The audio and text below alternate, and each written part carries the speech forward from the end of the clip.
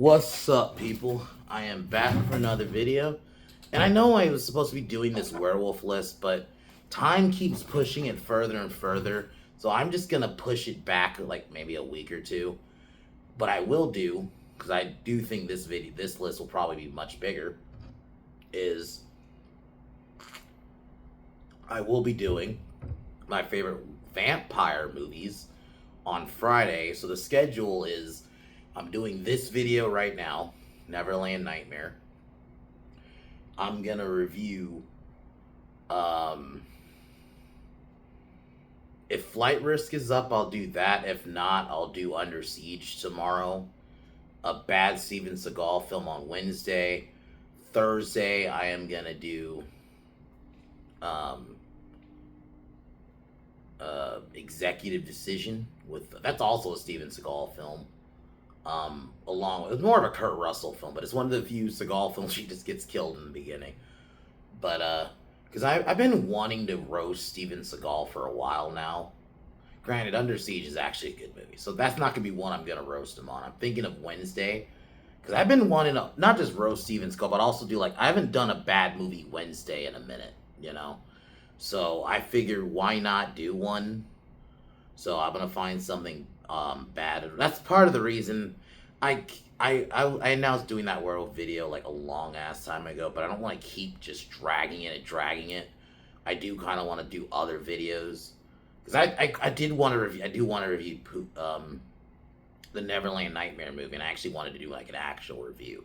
So I was like, fuck it, I'll put off the werewolf video, and then Friday we will do the vampire one. The vampire one could be bigger, because unfortunately, the truth of the matter, as much as I love werewolves, there's just better vampire movies. There's more, I guess, you could do with vampires than there is with, like, werewolves, which sucks, but I hate looking at it like that, but there just is.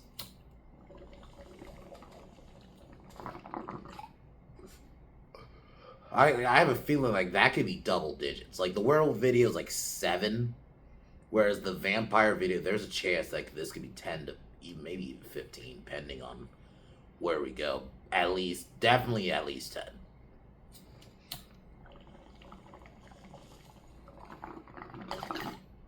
So I'll do that one on Friday. And why not? I wanted to do something more positive since we rose to Dark Fate the other day. Peter Pan's Neverland Nightmare. I remember they announced this like back in November. Because obviously, remember they announced they're doing a bunch of horror take on these characters. And the one I've always felt like that actually works is Peter Pan. I feel like Peter Pan, the whole concept, like this guy taking kids, it works. The only like I said, I have a few criticisms. Like, obviously, some of the acting isn't great, but to be honest, I almost feel like, do I even really point that out as a flaw? Because, to be honest, you kind of know what you're getting with these movies. And I'm one of the few that did not hate the first Pooh, Blood, and Honey. Because a lot of people did. Like, yeah, it's badly acted, and yeah, probably Christopher Robin should have been the lead character instead of these random girls. But I will say, whoever makes these movies, I watched, I think 3C Films is the channel, who I watched his review on this, strangely, before I watched the movie, but then I actually went back to watch and having seen it. And honestly, I gotta be honest, man, I agree with them mostly on everything. I think the only thing I don't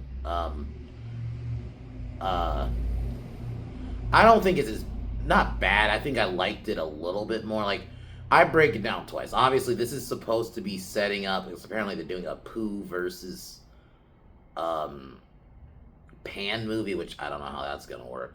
Outside of like as a setup film, I guess it is bad because they make you think Peter Pan's like supernatural, because there's even a scene where you see him like levitate.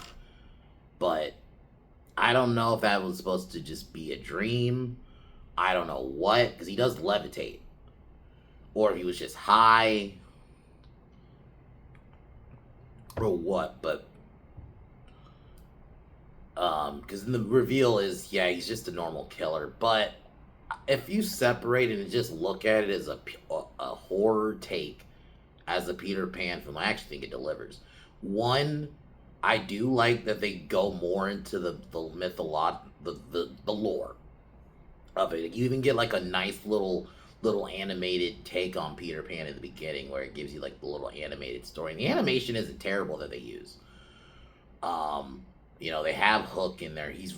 Hook is just some guy with a hook that's kept as a prisoner. That's like the only thing I'm like, you could have cut Hook from the film, but I get it. They wanted to have the stuff. You had Tinkerbell, who's just a meth addict basically, and it's pixie dust, which is just drugs. But the actor they got to play Peter Pan, he very much carries this movie. I really think he does a good job at being creepy, especially that opening scene where we see Peter attempting to abduct this boy, and the mom sees him, and the mom tries to stop him, but then eventually, yeah, the mom gets killed. And the kills are pretty brutal. Like, you could tell they watched the Terrifier films. I will say that. Like, and what I mean is the gore. They definitely were trying to go for that practical use of gore. And I will say, there are some solid kills in this film. And I do like you see Peter throughout the film do his deeds. My only issue is I do wish they leaned a little bit into the supernatural aspect.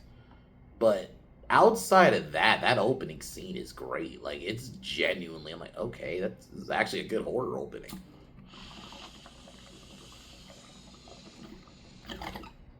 As another criticism I have is Wendy. She just kind of happens to be named Wendy.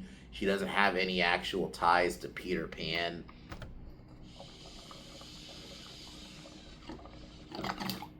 Like, at all. Like, it was almost like you could have named this girl like Kelly or fucking Miranda. Just get any other female name. That the name could have worked. It didn't need to be Wendy. It was like, let's call her Wendy out of obligation. But, and you could, and I don't know if I'll call this a criticism, but you could definitely tell there were some scenes where when he takes Michael, who's Kelly's brother, there's a scene where he wears a mask and Michael's like in this room, right? He's locked in this room. Remember Black Phone, where the killer, the grabber, gives the kid, has like a tray of food. He basically has a similar scene like it in this. The only difference is he has his cell phone with him, which the only thing is, why wouldn't Peter take his cell phone away? But whatever, I can overlook that. But I didn't. You know what? The one thing I would have written out, I would have had the sister. I just wouldn't have her called Wendy. That was just too on the nose. It felt like you and I'm not necessarily using this as a criticism. I don't inherently hate the idea you're writing it as like a normal horror movie, then you just slap the name. But I won't say this. It's not like the bad version where you just wrote a shit horror movie and you just put Peter Pan on it. I'm one of the few that didn't hate Pooh, Blood and Honey 1, but Pooh, Blood and Honey 1 was just a generic horror movie, which you just slap Winnie the Pooh on. That's the one thing I will say about the second one is, at least they try to, they definitely lean more into the lore. They try to make the animals look more like animals. They give them more of an animatronic feel. It's not just, oh, these are just dudes in masks in a really bad bear mask or a bad Tigger mask, right? Like, they somewhat try to give it that mythological edge. And I actually like that they try that here. They do mention Neverland. Only thing switch, I would have probably just made him a demon. But they do pretty much reveal he's not dead in the end. So a lot of the film is his sister trying to get her back. And Joey, who's his brother's friend, stays with their family. Unfortunately,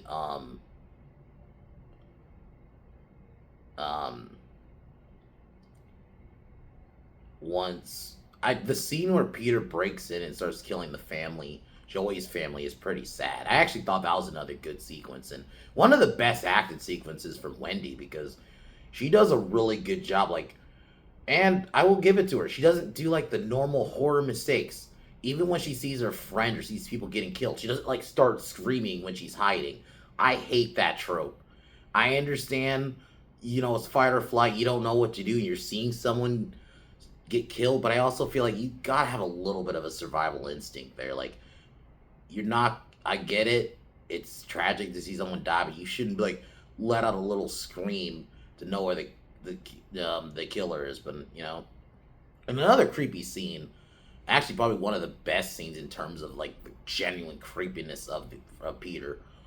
He kills a bus driver, and then I'm assuming, takes all the kids on the bus. Um, and like he starts grabbing kids, and you can definitely tell the sequence where he's like grabbing kids in his van. Yeah, that was also from Black Phone, because there's a couple sequences you don't see him actually grab the kids, but there would be a sequence where you saw a kid walk, and then there was a scene where he was in his van. So yeah, and I'm not necessarily thinking that as a it's I guess a minor criticism, because at least it's not, they don't just straight up, this is Black Phone, we're gonna follow Michael. No, we're actually following Peter. And yeah, they don't hold back on the gore in this, man. They and I'm the reason I like gore, and it's not because I like seeing people get killed and stuff. It's more, I love the way they do these practical effects. Granted, a lot of modern horrors sometimes they use shitty CGI blood, so sometimes it is nice to just see a movie that just uses nice blood effects. One of the reasons I really appreciate the Terrifier films.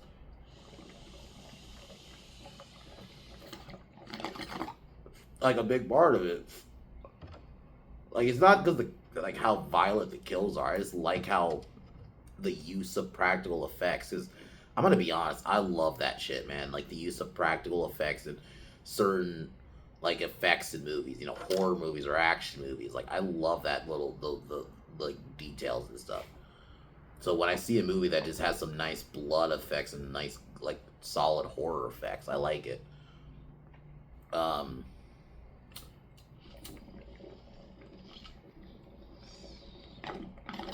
and the film ends at Peter's house, and Tinkerbell does actually end up helping. And the scene where literally they have Peter Pan kill Wendy, which is not Wendy, kill Tinkerbell, which is like, wow, okay, we're gonna have fucking. And he kills her pretty violently too. It's like, fuck. And so, granted, though, I do think the movie does give you a little hinty supernatural. Well, to be fair, Peter's injuries, he does get injured, but he doesn't inherently die. Like, the injuries aren't like they can kill him, so I guess it's a way. But I did see it, because when she gets a call, you hear the music that Peter was playing throughout in his house. And I saw that as like, oh, he is supernatural. Like, somewhat. So, because he was levitating, and it wasn't like he was high or anything. So, the movie does make it seem like he's just a normal dude. And that Neverland isn't real, but maybe that was just to throw you off. And maybe they wanted to do this one as just a straight up horror movie, because I think maybe they felt like if we just straight up said he's supernatural, maybe they wouldn't have been a sequel. I would have rather them just straight up said it, but I'm okay with the way they leave it to where it does imply it. But I still like this movie for what it is, as a solid like horror take on Peter Pan. I think it's decent. And Martin Portlock, that's the name of the actor who plays Peter, I actually think does a really good job. Wendy is fine.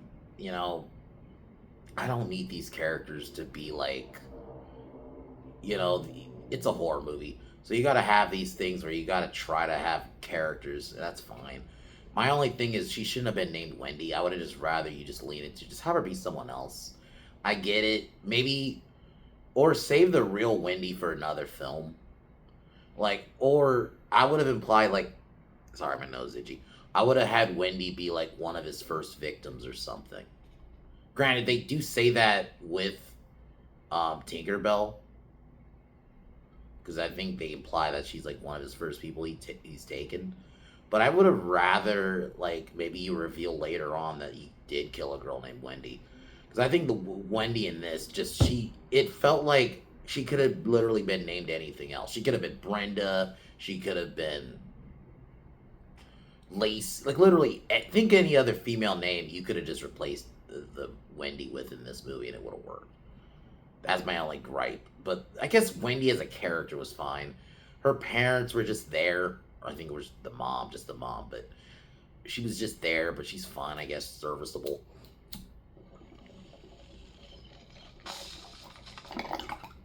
Also, I mean, the movie's alright. Like, I'm gonna reiterate. If you just look at it as a solo movie, not like this big setup for I guess they're calling it the Poohniverse. So I think if you just look at it as its own film, I think it's fine, honestly. So if I were to give this movie out of, I guess, out of 10, 6.5 is what I'm thinking objectively. But if I'm giving subjectively a 7, I'll push it to a 7.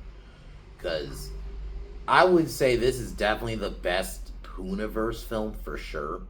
Like, especially because I actually think of the films as like a competent film. The other two are more dumb fun. Like, even the second Pooh, Blood and Honey movie, definitely better than the first. It's still in the realm of, I look at more as dumb fun than like we take serious. Whereas this one, I will say, I think this one does a better job at just being a horror film, just a straight up horror film. And yeah, so, and probably of the acting is probably the best acted one too. So yeah, but I would watch this again of the three.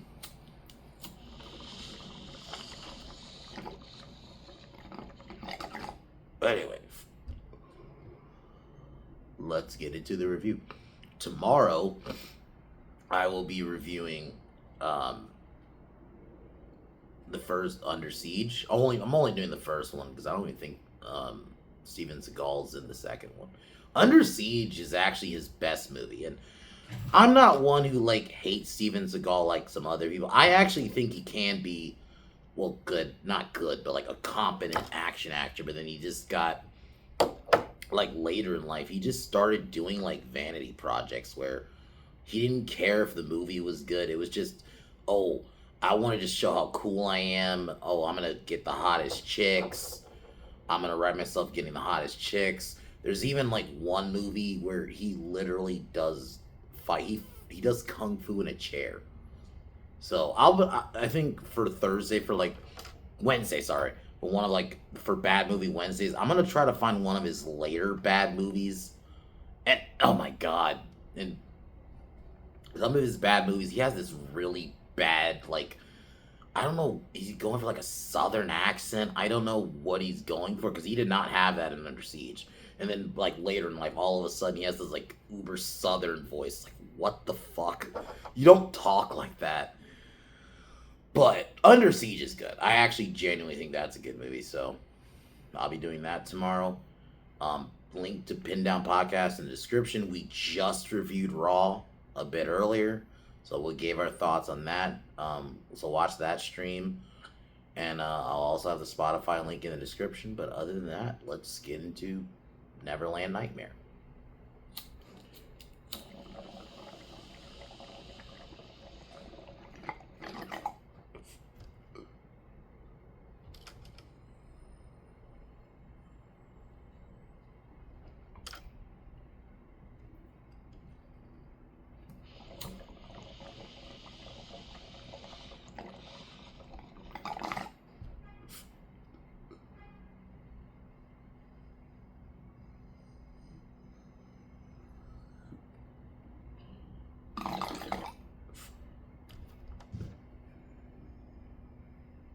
So the movie, we get a little animation in the beginning of the story of Peter Pan, which I actually like. I really like the little animation they did.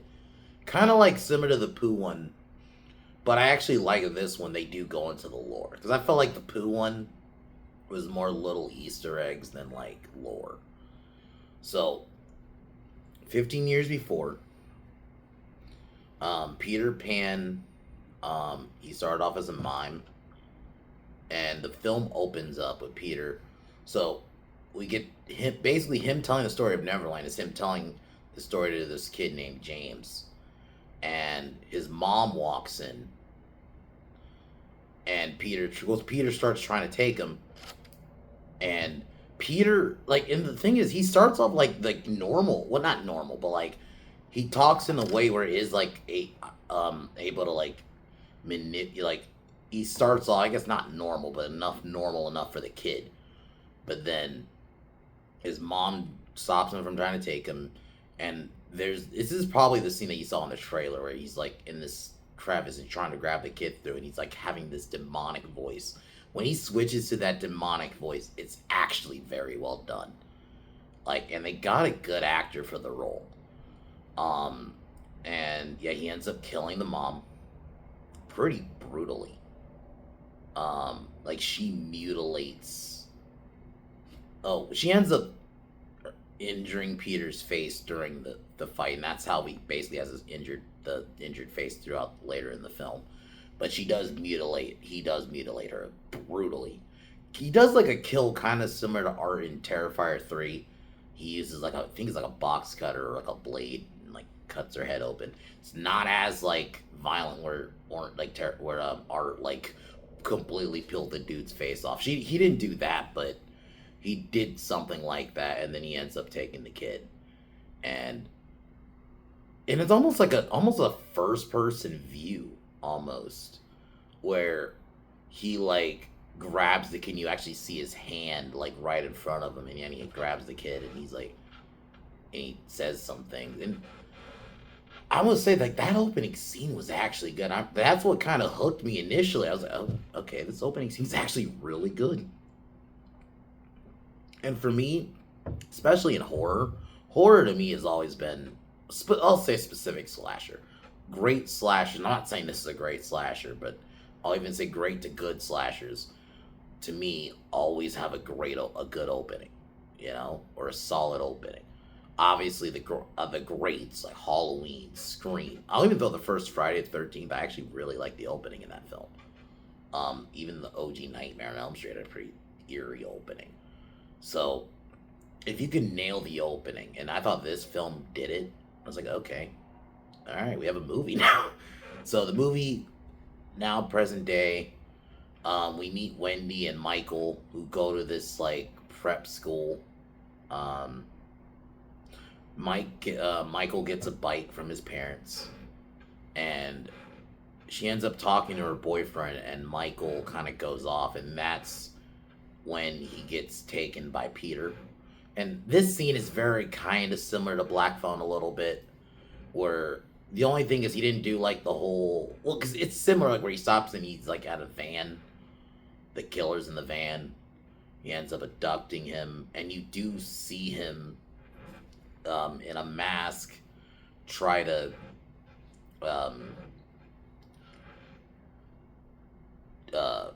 he gives Michael, who's imprisoned in this like basement. So that's where I'm like, this is kind of like Black Phone, but I do think is different enough. They didn't just straight up rip it off, but that scene though, definitely, I will say that scene is similar. And then kind of throughout the movie, Peter just kind of starts taking kids.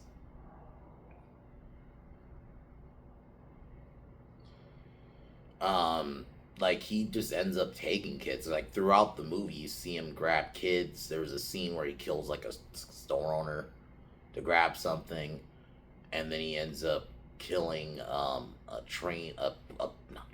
bus driver. And the scene, like when he gets on the train, you do see this in the trailer. I keep saying train. I don't know why the fuck I keep saying train. Bus, when he gets on the bus. And yeah, that scene is actually pretty creepy. Like, and the kids did a good job. And I'll say this is another film where it's a decent kid actor, and Wendy is investigating because Joey, who's is basically Peter's best friend. Um, and this is where we see Tinkerbell because they do kind of cut back and forth. You're following Wendy mostly. The mom's kind of just there. I don't inherently hate characters that are just there because, if I'm being honest, I think it is better to just focus on Wendy. The mom can just be there. The dad is practically non-existent. You more see him in like the beginning of the film, and I think he does come back towards the end.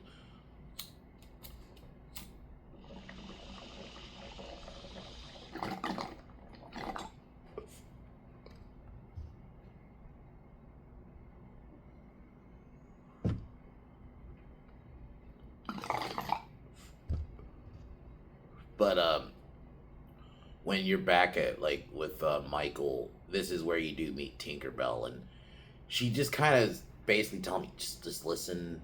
You're gonna go to Neverland. He's not gonna hurt you, kind of thing, because she's basically he has her brainwashed, essentially. Him. I'm just gonna say him because it does look straight up like a dude. So I'm sorry. I'm just gonna say a dude. But because I guess we find out that transgender child was taken, and that was Tinkerbell. So he ends up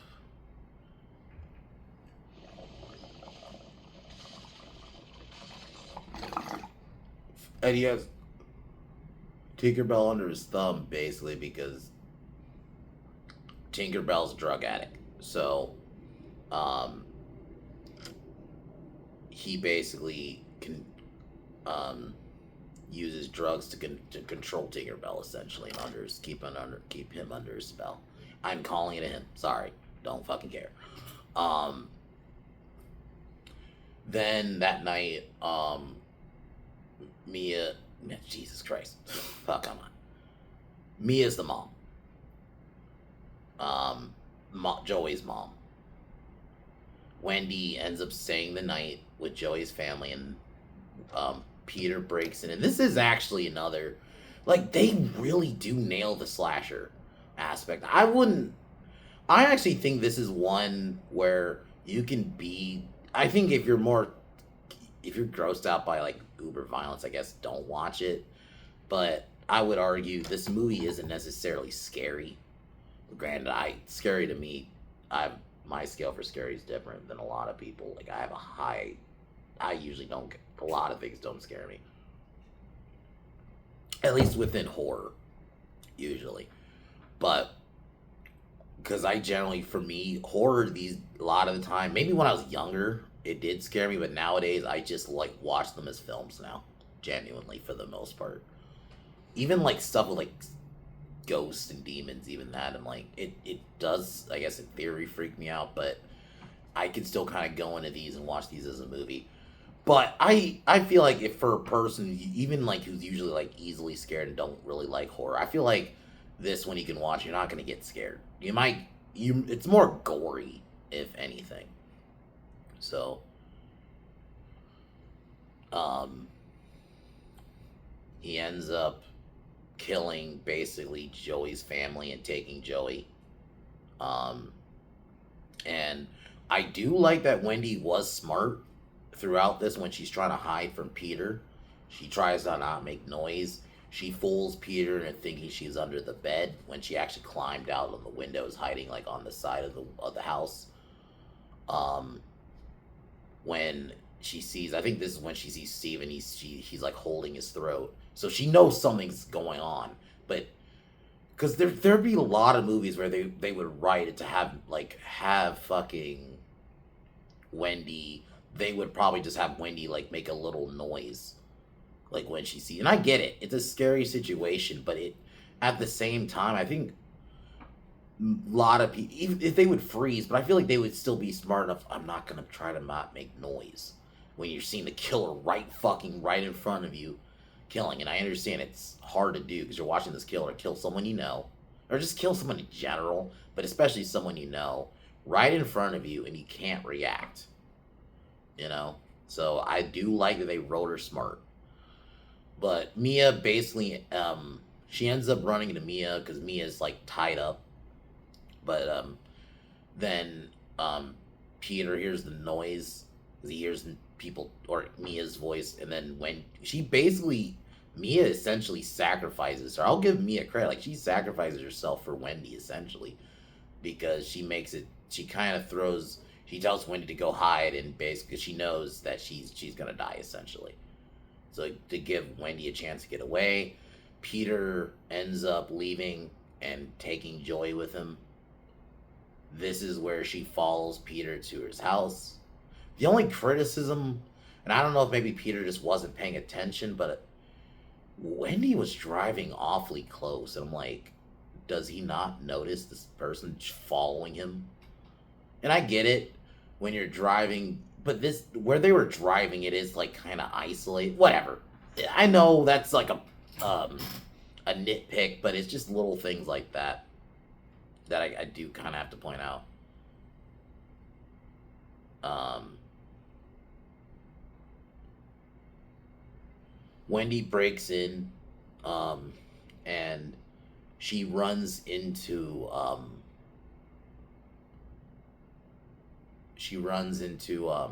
Wendy.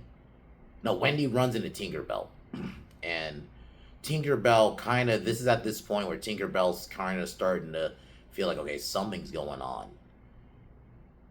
Because initially, before, or actually, no, I think this was after this, um, where he started to maybe, is he actually hurting these kids? You know? So, kind of in a way, I guess, to ease his conscience, Tinkerbell tells Wendy that, or she doesn't tell him, but she points that Michael is in the basement. So she basically acts like she didn't see her. Peter passes by holding Joey, and I'm assuming Joey's dead at this point. No, Joey's still alive. Sorry. I thought Joey was dead for a second, but then Peter gives Wink when Tinkerbell starts kind of questioning everything. Peter offers pixie dust to essentially distract him and kind of like, okay, just chill, act like everything's okay. But then he hears Wendy's phone, and Peter freaks out because, well, initially Peter looks for, while this happens, Michelle finds Michael. They then separate, and then Wendy finds Joey. And while this happens, Peter ends up chasing Wendy, and then Wendy runs into this room, and that's when she runs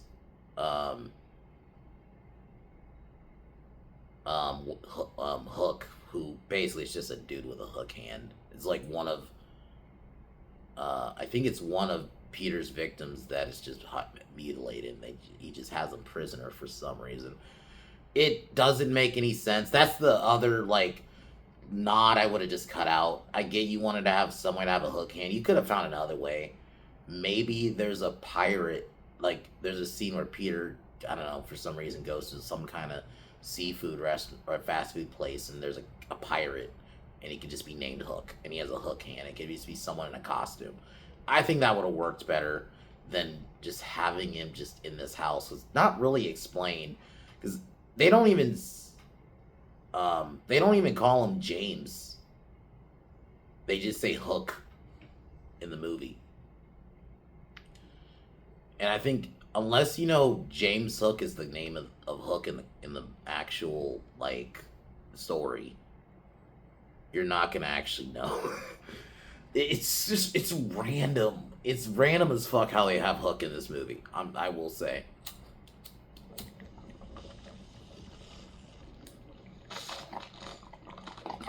But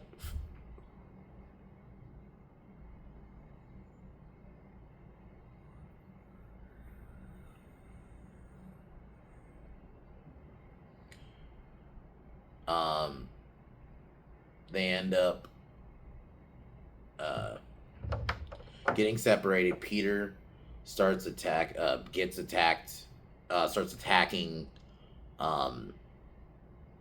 Michael, because Michael tries to help, because initially Peter's attacking Wendy and Michael kind of comes to her aid. And then while this is happening, um,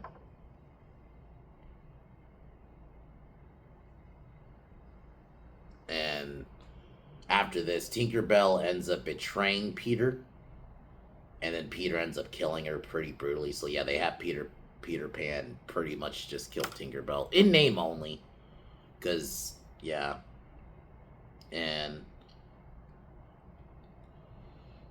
he ends up then James ends up actually coming for the save, and Hook ends up basically taking Peter down. So it's implied, I guess, he's super injured, and you think that Hook killed Peter, and then Wendy and Michael are reunited. They get out of the house. We jump ahead a year. It's Michael's birthday.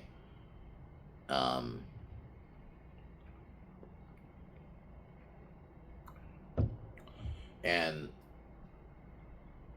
I guess some point after Peter gets taken, I think they don't even really explain this. I didn't even know this is going on until I'm reading this wiki description. Apparently, Wendy's parents, I guess, got a divorce through the film at some point. I guess when Peter got taken, which okay, I just think the movie needed to do a better job of showing that. I didn't even know that happened. And then Wendy gets a phone call. She answers it, and it's the music that you hear back at Peter's house. So Peter's still alive. So I'm assuming he either somehow got out of the basement with Hook, and maybe Hook didn't kill him, or sorry, fucking helicopter.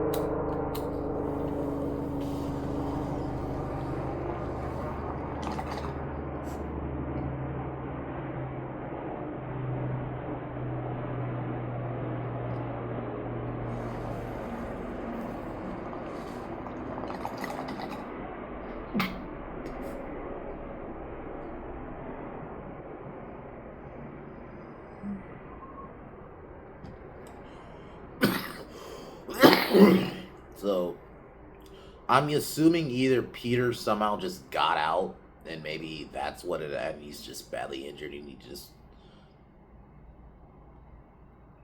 or pending, maybe he wasn't that badly injured, or what I'm hoping this was like a subtle hint that he is actually supernatural, that maybe he did die, and he died, and maybe they are going to go the supernatural route, because they're supposed to be doing a Pooh versus Pan movie at some point. So I don't know if this movie in that sense did a good job of setting that up, but as a film, it's alright. It's not a bad movie. It's decent. It's as a horror film. Martin Portlock did a good job as Peter. He's like the best thing in this whole movie. Wendy's okay. I just think I would have just changed her name. I get what they were going for. They wanted her to be Wendy, but Wendy and Peter have a connection, and if you're gonna have Wendy in the movie, she needs to have some kind of connection to Peter. I don't know. I think it would have been cliche if he was like her dad or something, or he was related to her, but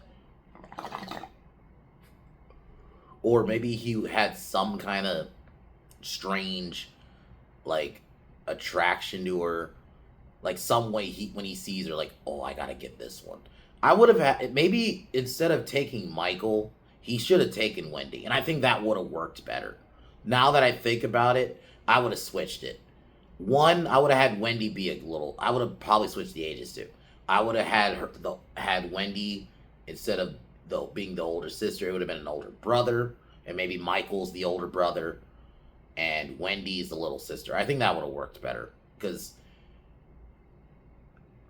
if you're gonna, in the original story, Peter and Wendy had a connection, and he had there was some kind of they needed to be something like that with Peter. Even if you wanted to keep her as a teenager, you gotta there needed to be something, and maybe she should have gotten taken, not, like, it would have been kind of interesting to see, like, a younger Michael trying to figure out a way to save his older sister. I think actually that could have been interesting. So I would have switched it a little bit. I think because at least if you're gonna do that, then you could have her being Wendy actually make sense to the story. Because the way they did it, honestly, it was like she just happened to be named Wendy. You could literally switch out names. I was even saying that too. I was like, I can say some more. Kim. This could have been a Kim. You could have had her be a Kim Darling or a fucking Janet or a fucking Sarah or like literally any name. I just think if you at least had her get taken by Peter, then at least her being Wendy actually adds to the plot. Because I'm sorry, the way it is, she doesn't need to be Wendy. But anyway, other than that, I enjoyed it for what it was. It was a solid take on a horror Peter Pan, and of the blood and horror movies, this is definitely the best one. Not the blood and horror, the Poohniverse movies are these horror take on Disney characters. This is definitely the best one. I actually think this is definitely the best one. I like that they did try to play it straight as just like a normal horror movie. Had decent gore. They don't, and I'll say this, they don't actually show any kids getting killed. It was mostly like adults getting killed pretty much, at least on screen. And yeah, so for what it was good. 6.5 out of 10 objectively, but I'll keep it subjective right now. 7 out of 10. It did what it was supposed to do, and I don't know if this is a good way to kick off Poohniverse, but as its own little movie, it's fine. So that's kind of how I'm looking at it personally. So anyway, 7 out of 10 movie. I'd watch it again if I feel like it. You know. Anyway, other than that, I'll be talking about Under Siege tomorrow, and probably Seagal's best film. I don't know if I would say it's his only good one. It's the only good one I can think of off the top of my head. So anyway, I'll be talking about that tomorrow.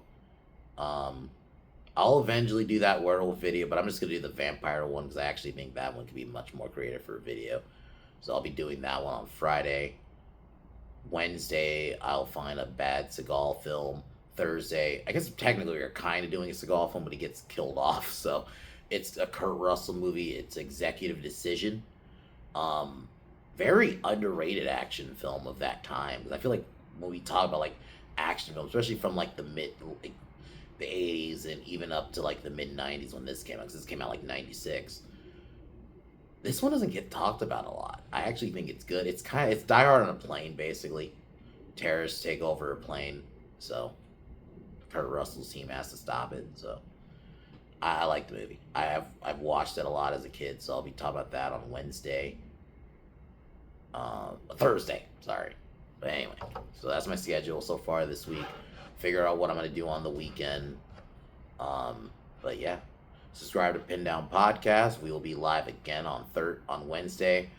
We will probably be ranting because we're going to be talking about AEW, which is dog shit company. But we did talk about Raw today. Pretty good show. So we talked about at least something pretty good. Raw was pretty wild though. But yeah, we talked about it there. Links will be in the description for the YouTube channel and also on Spotify for users on Spotify. I'll put the link there too. But anyways, guys, I'm going to wrap the video. Neverland Nightmare was fun. That's all I can really say. It was alright.